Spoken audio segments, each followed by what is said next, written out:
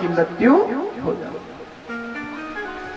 आज जमुना महारानी को शुद्ध करने का विचार भगवान श्री कृष्ण के मन में आया और दूसरे दिन भगवान श्री कृष्ण समस्त बाल सखाओं को लेकर के कालीदह के निकट चले आए। आज भगवान श्री कृष्ण ने एक नया खेल, गेंद और पटका खेल बाल सखाओं के संग में खेला और उसके माध्यम से जैसे ही गेंद कालीदह में गई, भगवान गेंद को लेने के माध्यम से कालीदह में आए और कालिए के फण पर आज भगवान श्री कृष्ण ने नृत्य किया। कालिए ने हाथ जोड़कर के प्रार्थना की, प्रभु मैंने सुना है खल निग्रहाय सदरक्षणाय, दुष्टों का दमन करने के लिए और सज्जनों की रक्षा करने के लिए आपका अवतार हुआ है। आज मेरे से क्या अपराध हुआ जो आपको इस कालीदह में आना पड़ा। न्यायो हि दंडकृत किल्बिषेऽस्मिन् तवावतार खलनिग्रहाय रिपोः सुतानामपि तुल्यदृष्टे धत्सेदमं फलमेवानुशंसनम्।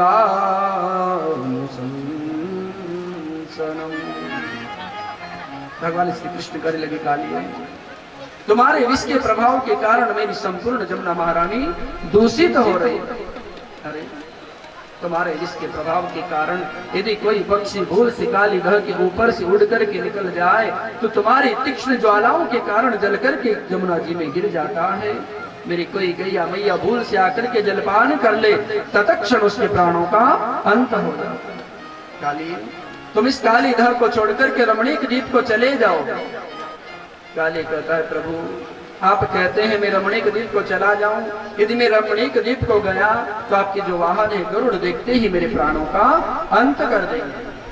भगवान कहते हैं, काली जिस व्यक्ति के, जिस जीव के मस्तक पर मेरे चरणों का चिन्ह होता है उसका गरुड़ क्या एक बार तो काल भी कुछ नहीं बिगाड़ सकता। और उसी समय भगवान ने काली को अभय प्रदान किया और कालीदह से रमणीक द्वीप को भेज दिया।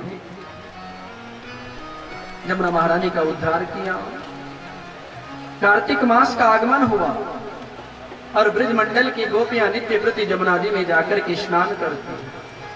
स्नान तो करती है लेकिन निर्वस्त्र होकर के स्नान करती। इधर भगवान ने देखा कि गोपियां जमुना जी में जाकर के स्नान करें और निर्वस्त्र स्नान करने से दो अपराध करती है, एक लौकिक अपराध और एक अलौकिक अपराध। और आज गोपियों को ज्ञान देने के लिए उसी समय भगवान श्री कृष्ण ने चीर हरण की लीला की। आज गोपियां स्नान करने के लिए जमुना जी पर आई और पीछे से भगवान श्री कृष्ण उठ करके आए और समस्त गोपियों के वस्त्रों का हरण करके दूर कदम्ब के वृक्ष पर जा बैठे। इधर गोपी स्नान कर रही है, आकंठ जल में डूबी हुई। प्रातः काल का समय होने लगा। गोपियों ने देखा सुबह होने वाला है। कितने में गोपियां कहने लगी, रे गोपी कब तक स्नान करती रहेगी, घर को ना ही चलेगी। और जैसे ही घर को चलने की तैयारी करने लगी कि सामने देखती है तट पर जो वस्त्र रखे हुए थे सब गायब। गोपियां विचार करती है इस समय कौन आया, कौन आकर के हमारे वस्त्रों को चुरा करके ले गया। इतने में एक गोपी की निगाह दूर कदम्ब के वृक्ष पर बैठे हुए भगवान श्री कृष्ण पर पड़ी और कहने लगी, अरे गोपी रे देख मोई लागे है, वो नंद जी को छोरा आए कि हमारे वस्त्रों को चुरा करके ले गए।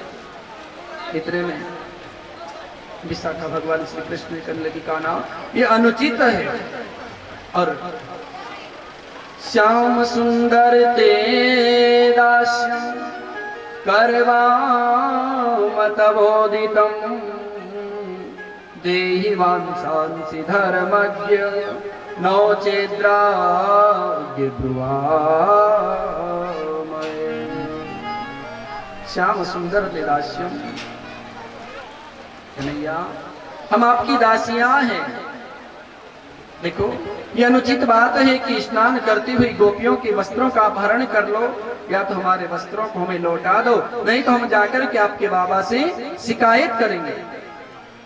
श्याम सुंदर ते दास्यम करवामतबोधितं देहि वांसांसि धर्मज्ञे नो चेद्राग्य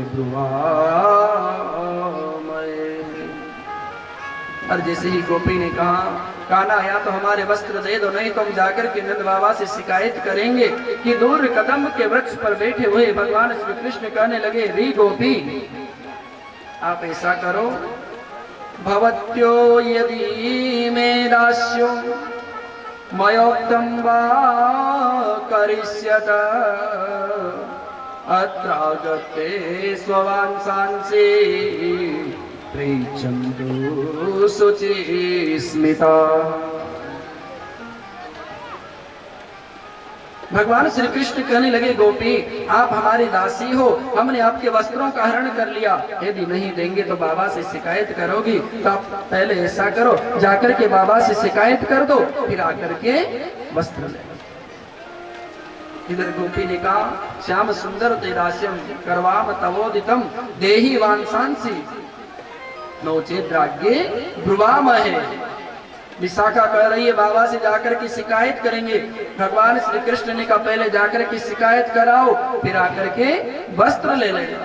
ललिता कहने लगी, विशाखा ले अब जा, आकंठ जल में डूबी हुई है, निर्वस्त्र स्नान कर रही है और श्याम सुंदर को धमकी दे रही है।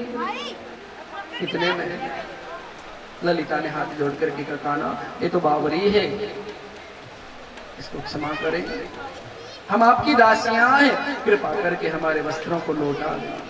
भगवान कृष्ण कहने लगे, यदि आप हमारी दासियां हो, भवत्यो यदि मैं दास्यो, आप सब ऐसा करो, इस जमुनारी से बाहर निकलो और आकर के अपने अपने वस्त्रों को लेकर के चली जाओ। गोपियां कहने लगी, कान्हा आपको शर्म नहीं आवे, हम गोपियां आकंठ जल में डूबी हुई हैं, निर्वस्त्र स्नान कर रही हैं, हम किस प्रकार जल से बाहर निकले। भगवान कृष्ण कहने लगे, गोपियों यही तो मैं आपको समझाना चाह रहा हूं। अरे आप आकंठ जल में डूब करके निर्वस्त्र स्नान कर रही हो, आप दो प्रकार का अपराध करती हो, एक लौकिक अपराध और एक अलौकिक अपराध। पहला अपराध करती हो, आप निर्वस्त्र स्नान करती हो। अरे किसी दिन गांव का कोई मन चला व्यक्ति आए और आपके वस्त्रों को चुरा करके ले जाए, गोपियों में आपसे पूछता हूँ किस प्रकार अपने घर को जाओगी। गोपियों ने हाथ जोड़ करके क्षमा याचना की, कान्हा आज के बाद हम कभी निर्वस्त्र जल में स्नान नहीं करेंगे। दूसरा, आप जो जल के देवता हैं वरुण देवता, उनका अपमान करते। गोपियों ने क्षमा याचना की और जिस दिन से भगवान श्री कृष्ण ने गोपियों का चीर हरण किया है, उस दिन से गोपियों के हृदय में भगवान की सांवरी सूरत मानो बस गई। आज भगवान श्री कृष्ण घर को आए तो क्या देख रहे हैं, मैया यशोदा मिष्ठान बना रही है, व्यंजन बना रही है, अनेक प्रकार के मिष्ठान। भगवान श्री कृष्ण को जोर से भूख लगी और मैया यशोदा के पास आकर के उठा करके खाने लगे कि माँ यशोदा ने रोक दिया, ना बेटा पहले जय जय के भोग लगे। इधर जैसे ही माँ यशोदा ने कहा, बेटा पहले जय जय के भोग लगेगा, मानो भगवान मन ही मन कह रहे हो, मैया सबसे बड़ा जय जय तो तेरे सामने बैठा है, फिर कौन से जय जय के भोग लगाएगी। माँ यशोदा ने कहा, कान्हा मैं ज्यादा कुछ नहीं जानती, यदि तुझे कुछ खाना है तो पहले अपने बाबा से पूछ करके आ। और भगवान श्री कृष्ण नंद बाबा के पास में आए, आकर के कहने लगे, बाबा जोर से भूख लगी है, परंतु माँ यशोदा कुछ खाने को नहीं देती। नंद बाबा कहने लगे, बेटा जो वृष्टि के देवता हैं, पहले उन वृष्टि के देवता देवराज इंद्र का पूजन होगा, उनके भोग लगेगा, फिर आपको खाने को प्रसाद मिलेगा। भगवान कृष्ण पूछने लगे, बाबा हम देवराज इंद्र का पूजन क्यों करते हैं। नंद बाबा कहने लगे, बेटा देखिए ज्यादा तो मैं जानता नहीं, ज्यादा मैं पढ़ा लिखा नहीं, परंतु सब लोग कहते हैं और देवराज इंद्र का पूजन करने से वो प्रसन्न होते हैं, और जब वो प्रसन्न होते हैं तब इस पृथ्वी पर जल की वृष्टि करते हैं, और जब जल की वृष्टि होती है तो पृथ्वी पर अन्न की उत्पत्ति। भगवान कृष्ण कहने लगे, बाबा यदि इस पृथ्वी पर ये पर्वत ना हो, इस पृथ्वी पर यदि ये वृक्ष ना हो, इस पृथ्वी पर यदि ये नदियां ना हो, तो बाबा देवराज इंद्र चाहकर भी इस पृथ्वी पर जल की वृष्टि नहीं कर सकते। बाबा आपने देवराज इंद्र को कभी देखा है? नंद बाबा कहने लगे बेटा कभी ना ही देखा।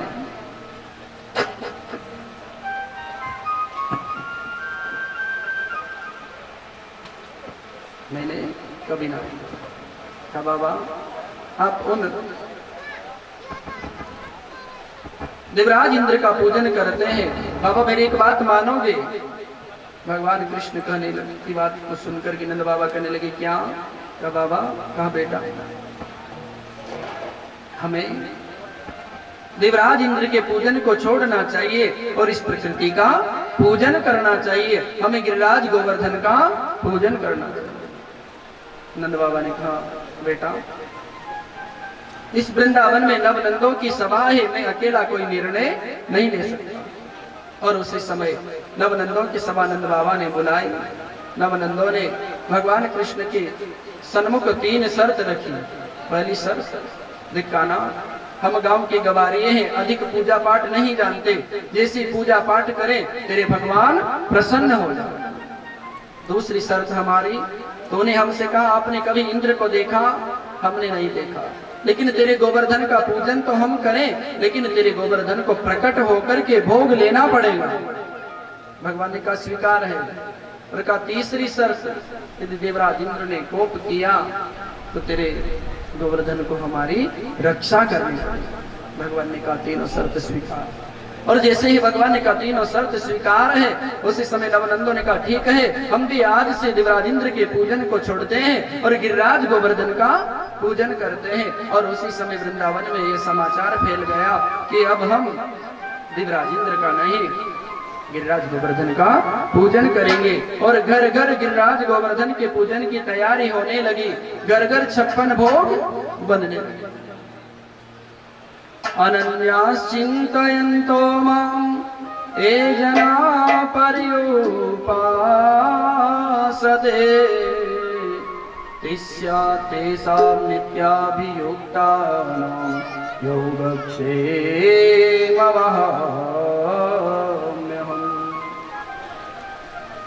घर घर गिरिराज गोवर्धन का पूजन करने के लिए, भोग लगाने के लिए 56 भोग बन रहे हैं। और देखो क्या क्या बन रहे हैं। खुरचन है खीर मोहन खीर सा और खुरमी, खीर खजला जलेबी कलाकंद बालू शाही है। मोहन थार मेवा बाटी मठरी मसूर पाक, केक रसगुल्ला संग रबड़ी सुहाई। भुजिया नमकीन सेव गठिया सकल पारे, और भुजिया समोसा पापड़ पकौड़ी बनाई है। मधुप श्याम नंद बाबा जसोदा सब सामग्री लेकर के गिरिराज आज भोग में सजाई है। 56 भोग लेकर के आज ब्रजवासी सज धज करके छकड़ों में बैठ करके श्रीधाम वृंदावन से गिरिराज गोवर्धन की ओर चले जा रहे हैं। और देखो क्या कहते जा रहे हैं। मैं तो गोवर्धन को जाऊं मेरे वीर नाय माने रे मेरो मनवा। मैं तो गोवर्धन को जाऊं मेरे वीर नाय माने मेरो मनवा। जब गिरिराज गोवर्धन भगवान को जाऊं मेरे वीर नाय माने मेरो मनवा। सखी नहीं माने मेरो मनवा, सखी नहीं माने मेरो मनवा, नहीं माने मेरो मनवा, सखी नहीं माने मेरो मनवा। मैं तो गोवर्धन को जाऊं मेरे वीर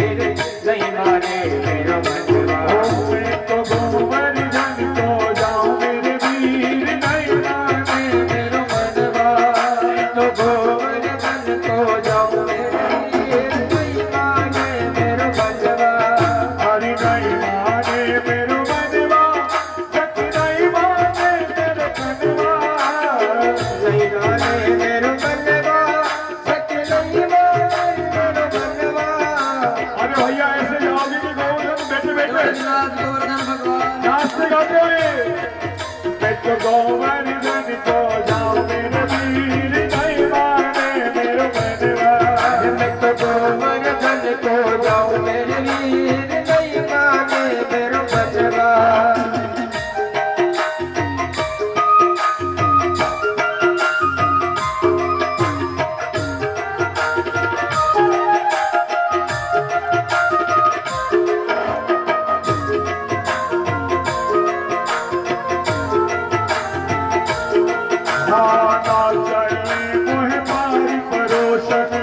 चाहिए मोह पार परोसन ना चाहिए मोह पार परोसन ना चाहिए मोह पार पड़ोसन इकली दुखली जाओ मेरे वीर नहीं माने मेरो मनवा मैं तो इकली दुखली जाऊं मेरे वीर नहीं माने मेरो बचवा मैं तो गोवर्धन को जाओ मेरे वीर नहीं माने मेरो मनवा मैं तो गोवर्धन को जाऊं मेरे वीर नहीं माने मेरो बचवा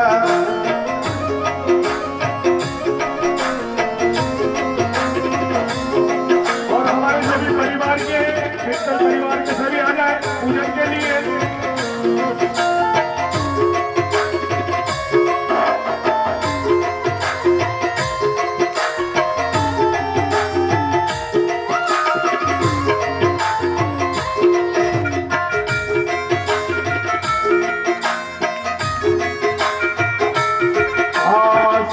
शेर की करुण करैया सात शेर की करुण कन्हैया सात शेर की करुण करैया सात शेर की करुण कन्हैया जापन नाथ जगाओ मेरे वीर नहीं माने मेरो मनवा मैं तो ब्राह्मण लोक विवाह मेरे वीर नहीं माने मेरो बचवा मैं तो गोवर्धन